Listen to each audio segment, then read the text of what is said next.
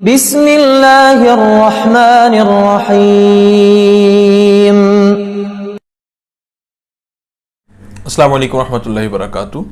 अक्सर ख़वातीन के पीरियड्स इरेगुलर हो जाते हैं, यानी कि 2-3 माह तक पीरियड्स नहीं आते। अगर आते भी हैं तो एक दिन 2 दिन आते हैं या फिर बिल्कुल मामूली सा दाग लगता है। कई केस ऐसे भी होते हैं कि 2 से 2.5 साल या 1 से 1.5 साल तक भी पीरियड्स नहीं आते। मैं डॉक्टर हाफिज अहमद रजा आप सब लोगों को अपने YouTube channel herbal and homeo health foundation पर खुशामदीद कहता हूँ।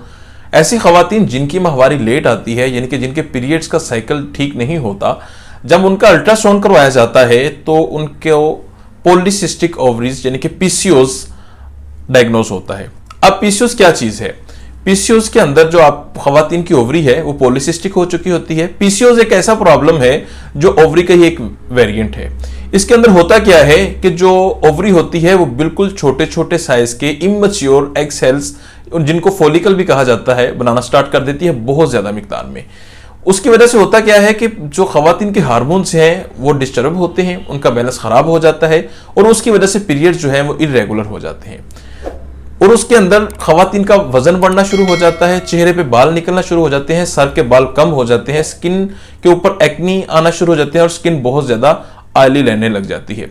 इसी वजह से ख़वातीन के अंदर जो मर्दाना हार्मोन्स होते हैं उनकी मिकदार बढ़ जाती है और ख़वातीन वाले जो हार्मोन्स होते हैं उनकी मिकदार कम हो जाती है। इसकी वजह से आवाज भी जो है लग जाती है। पिछले दौर में अगर देखा जाए तो 100 में से 10 ख़वातीन के अंदर ये बीमारी पाई जाती थी, लेकिन आज के दौर में 100 में से तकरीबन 30 से 40% ख़वातीन के अंदर ये बीमारी पाई जाती है।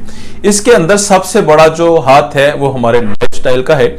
हमारा जो खाना पीना, उठना बैठना, एक्सरसाइज का ना करना, खाना खाने के बाद फौरन सो जाना, लेट जाना, किसी किस्म की एक्सरसाइज हमारी जिंदगी में नहीं होती, जंक फूड का बेजा इस्तेमाल करना।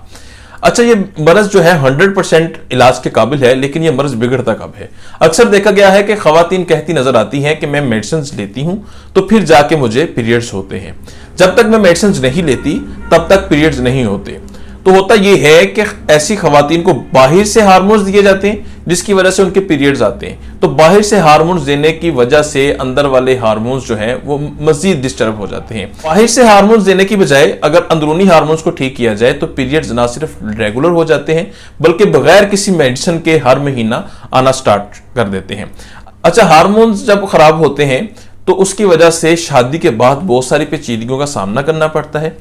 औलाद होने में यानी कि प्रेगनेंसी होने में बहुत सारी पेचीदगियां पैदा होती हैं।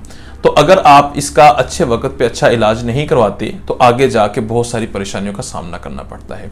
अगर ख़वातीन को किसी भी किस्म के किसी मसले का सामना है, जैसे कि पीसीओस का मसला है या ओवरियन सिस्ट का मसला है या पीरियड्स इरेगुलर हैं या हार्मोन्स का मसला है या प्रेगनेंसी के हवाले से किसी किस्म के कोई मसाइल दरपेश हैं, मेरा स्क्रीन पर नंबर आ रहा है, आप कांटेक्ट कर सकते हैं। इसके अलावा मेरे क्लिनिक पे तशरीफ़ ला सकते हैं।